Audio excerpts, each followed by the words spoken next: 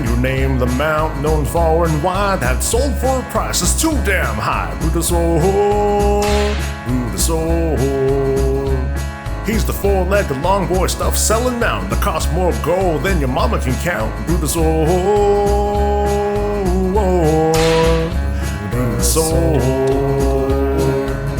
Yeah.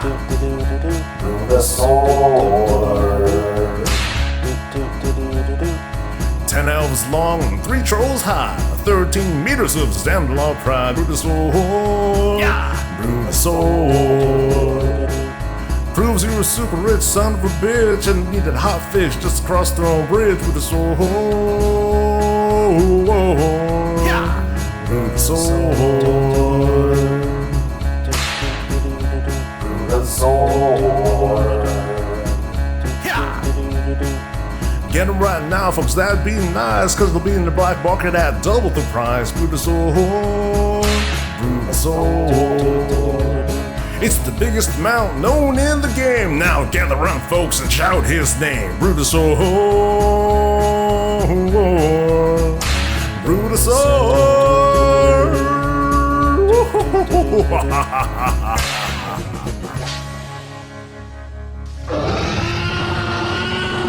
Hello, it's Soul, and welcome back to Warcraft Weekly, the show that's in the panic mode because Shadowlands has officially been delayed. Oh my god, I better thank my Brutosaur party over on Twitch, and my patrons, including newcomers Jeppy and Sozman, before the final collapse of Blizzard and all of its greatness. Metzin, why did you leave? Oh boy. So, Shadowlands, expected to release on October 27th, has been delayed to later this year, according to executive producer and man who does not like how he looks on camera without a beard, John Haidt. In a Twitter post, he explained the biggest challenge which led to the delay: the tuning of Endgame, while the entire team is working from home. Come on. Really?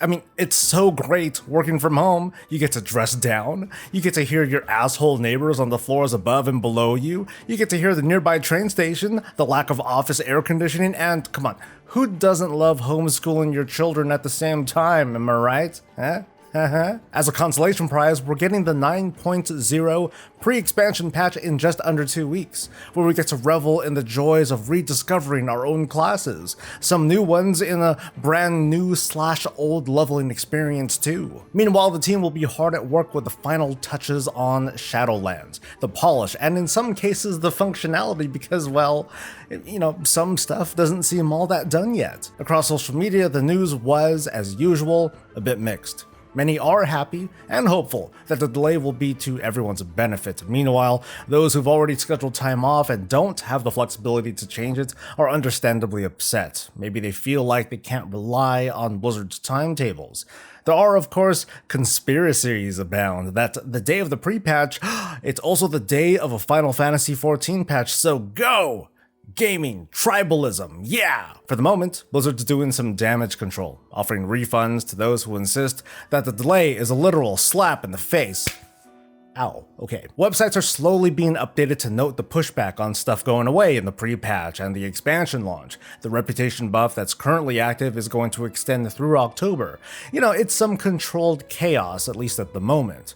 Obviously, this is going to be the primary focus of today's weekly. What's going to happen now that the Shadowlands is delayed? And we're starting with what the new launch dates could possibly be. With October 27th out of the picture, we've got to look at the Tuesdays for the remainder of 2020. Wow, there's gonna be an end to 2020. I think I got emotional there for a second. November 3rd is a pitiful 1 week of delay, and Election Day here in the United States, so that's a nope.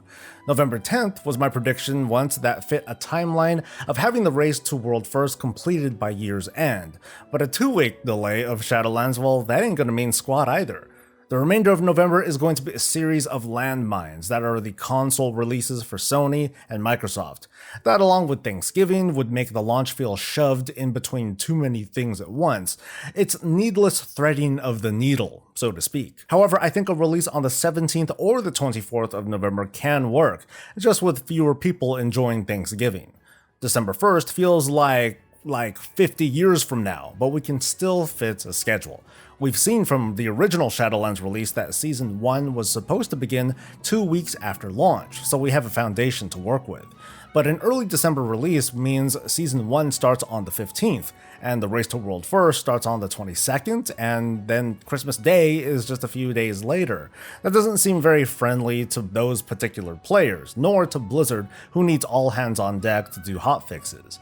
If Shadowlands launched on the 8th of December, this would be magnitudes more chaotic because nearly everyone would be affected at the start of the season and again on the week of New Year's. If it launches on the 15th, same difference. Basically, the last 2 weeks of the year are just awful for a time-sensitive global competition because typically people want to be off work, including Blizzard developers who are already working from home. But what if we throw out the 2-week rule and instead give 3 weeks before the start of a season?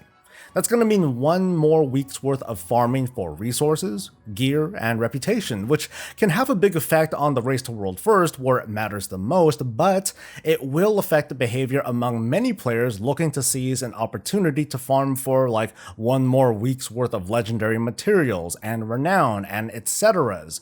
Because it's very, let me make this clear, you don't have to be among the best to at least try your best. You feel me? Every week the season is delayed, weird things could happen, least of all people bitching about when does the season start. Delaying the season start by just 1 week makes a mid to late November release possible, and also allows for a mid-December release with Season 1 beginning January 5th. Most folks can enjoy the start of Shadowlands during the last weeks of the year, and come January, it's time to work. So, a 4 to 7 week delay of Shadowlands. It mostly fits. Obviously, none of this is ideal. I mean, ideal would be Shadowlands launching on its intended date with everything working, swappable Covenant abilities, and player housing. You know I had to squeeze that in there, but with the time Blizzard has given itself, what can be done?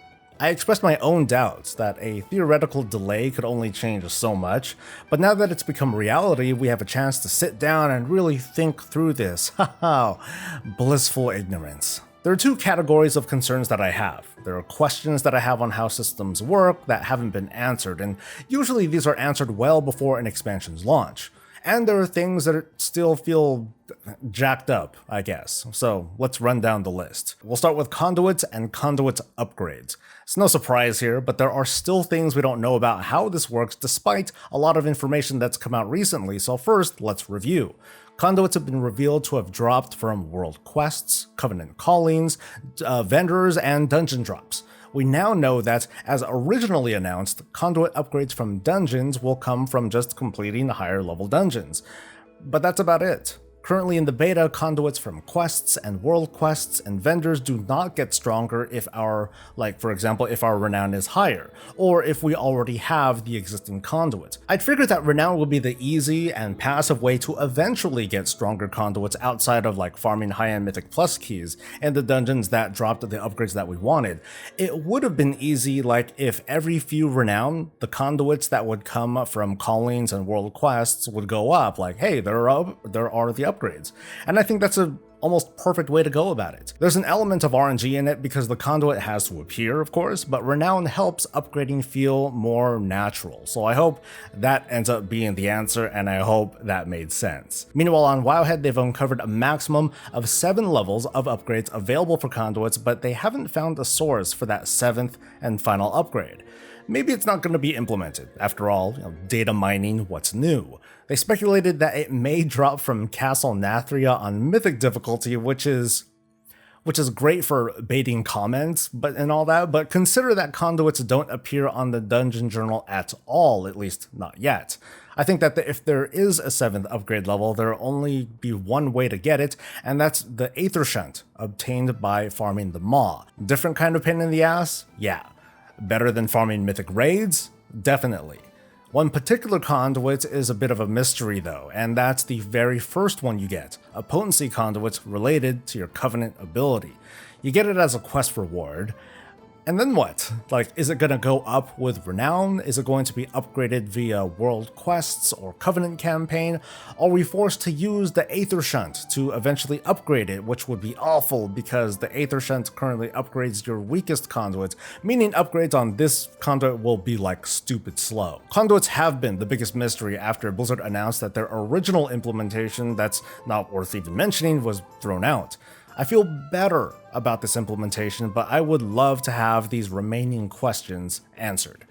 Another smaller but still significant question: where's the intro skip? So far, I've been okay with doing the Maw scenario over and over and over again, but like most players, I'm eventually gonna want to skip the thing. Something interesting that I recently discovered: we may be able to skip parts of the max level Covenant campaign, which would be terrific in case we happen to be playing on an alt that joins a Covenant that we've already played through. This doesn't seem to work at the moment, so we'll see if this turns out to really be a thing. The level flow is another hotly debated topic with some easy solutions that are unfortunately just guesses and speculation. The main story has its own level requirements, which can be frustrating for people who want to do only the main story, and they suddenly get stuck in, I don't know, say Ardenweald and have to grind mobs for a while. It doesn't feel so great. It feels just as bad if you're totally done with the campaign itself and you still have a few levels to go. And then there's the Threads of Fate, the optional leveling path for alts, which at first glance doesn't seem to have had much change in this build. I'm still convinced that all it takes are some experience tweaks to smooth out the process. Not so much to make leveling faster, like it already feels pretty fast, but it's to avoid the awkwardness of either running out of things to do, or feeling like on every playthrough that you have to complete most of the content. That would make me feel like, despite the freedom that Threads of Fate offers, I still have to do everything, so like what's the point of choice? But enough of the uncertainties. What about what we know, or at least what I think we know, is broken in Shadowlands?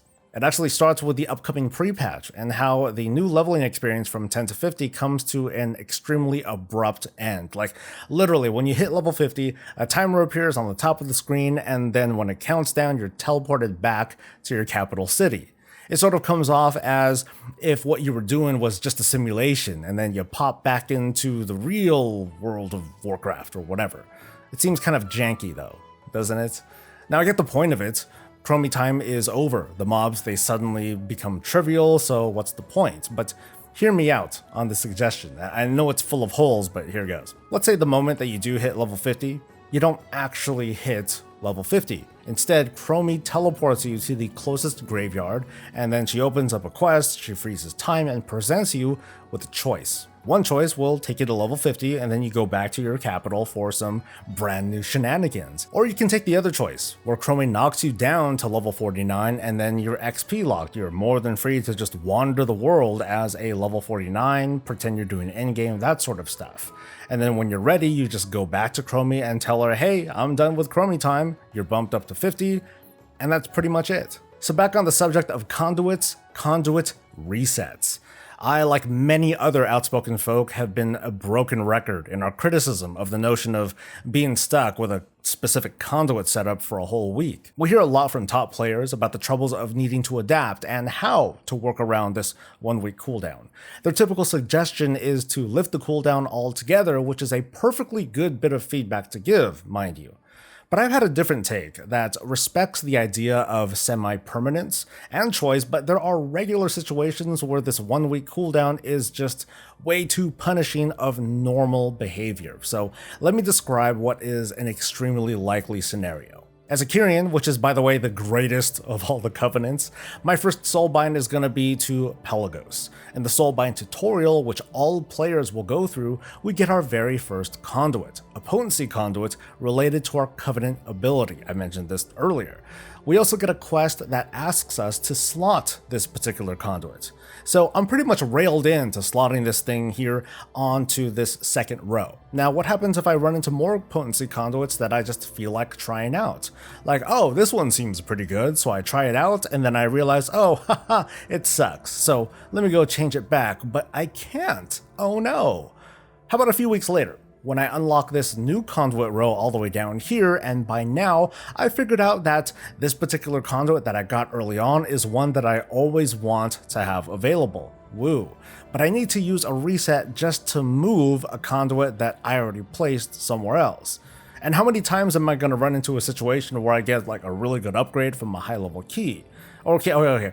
How many times will someone who is not me run into a situation where they get an upgrade from a high level keystone dungeon thing and want to switch to that one? There's a good chance that it's going to happen more than once a week if they're on a dungeon binge. The point is that there will be situations where normal people will want to switch multiple times per week, especially early on as they're earning their first rounds of conduits and soulbinds. I strongly believe that players will need that kind of flexibility, and adding a number of charges will be very helpful, like 3 total charges that refresh every 5 days or so. That's just an example. And maybe, just maybe, as an extra, give a very high anima cost to buy more charges. Many performance-minded players are likely to have stockpiles of anima with nothing that they care about enough to use it on. Moving right along though, personal loot is still a conversation worth having. I know. Bringing back Master Looter is a dead horse, but lifting the trading restrictions on personal loot is still an idea that I champion because it affects way too many normal situations. I do acknowledge that without item level restrictions, there are those moments where a person can feel pressured into giving up their loot, and that causes drama. But its current form is just heavy-handed, and it strips the opportunity for players to simply help one another because technically the item that they won was a higher item level and it can't be traded not until the next time that they get something similar. Ugh. How about letting loot be loot, right? Like, we're defeating bad guys as a team, and I believe in a compromise where yes, personal loot can be the only way loot is distributed, but for the recipients, the loot is theirs to keep or to hand off to fellow group members without restriction. Like, just put a bit more trust in the players, that's all I'm trying to say. And then of course, there's the albatross, class design, balancing. On my island, that is the Kyrian Protection Paladin, I feel okay, so that makes like what, 1 out of 36, go me. We know tuning has been happening and that there's more to be done, but I'm anxious, maybe doubtful, that Blizzard is going to have Covenant abilities not just ready, but in a state that rebalancing never has to be done, as if that's ever going to happen. I'm talking about players who are going to choose their Covenant based solely on their ability, and are going to feel crushed when Season 1 begins and for whatever reason there are hotfixes and their ability is somehow nerfed, or some other Covenant ability is buffed and they feel bad, and the guy on the YouTube says that if you see someone with the wrong Covenant sign up for your Mythic Plus group, dump them. Same goes for the rest of makes up our classes. But I think we've learned by now that for every person who says like this or whatever expansion was the most balanced, you're gonna have 5 or 10 people that say that it wasn't because they just happen to play a different class or spec. I'm not saying that it's pointless to complain, keep doing it, but I'm just asking, well, what's new? So what's being salvaged from this delay? A few reminders from earlier. The pre-patch is coming very, very soon, closing the Battle for Azeroth chapter and putting us on course for Shadowlands. There will be a lot to discover and rediscover between the class changes and new ways to level, and probably a lot of experimenting with crafted gear to see what is way overpowered. Maybe we'll see Rex Troy exploit some new content for a change. Maybe we'll see a crowd over at the barbershops to explore the many new customization options, but also, that's kind of it. Without a timetable for the pre-patch events, we're not left with new things to do, but just new ways to do old things. Your butts have been on the toilet long enough, so I'm going to leave you guys with a few parting questions. Are you going to be back on the 13th? Or have you been back? And what'll you be doing during the pre-patch as we sort of impatiently wait? As for me, I plan on leveling a new character in BFA of all places as an Alliance character because I heard the story experience was good and it's nice that I can just jump right in.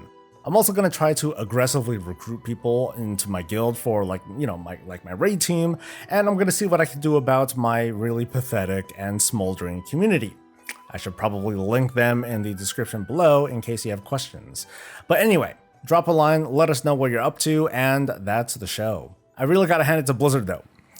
We'll probably never know what happened behind closed doors when the decision to delay Shadowlands was finally made. I don't know, maybe John Haidt dragged Ian into a Zoom call with Jalen Brack, was like, all right, Ian, tell him. And Brack is like, tell me what? And then Ian just sort of shakes his head and he's like, It won't be done in time, right? And Brack, let's pretend he's super mad. He's like, what? What? Don't you dare say it. And then John Hyde stares Brack straight in the face. He's like, soon. And then Brack is like, no, not that word. Ah! All kidding aside, imagine being John Hyde telling your team that there's going to be a good few more weeks on polishing Shadowlands release. I mean, it's partial relief that you're protecting the product, but it's part anguish because the crunch is there. Maybe a few canceled vacations and more.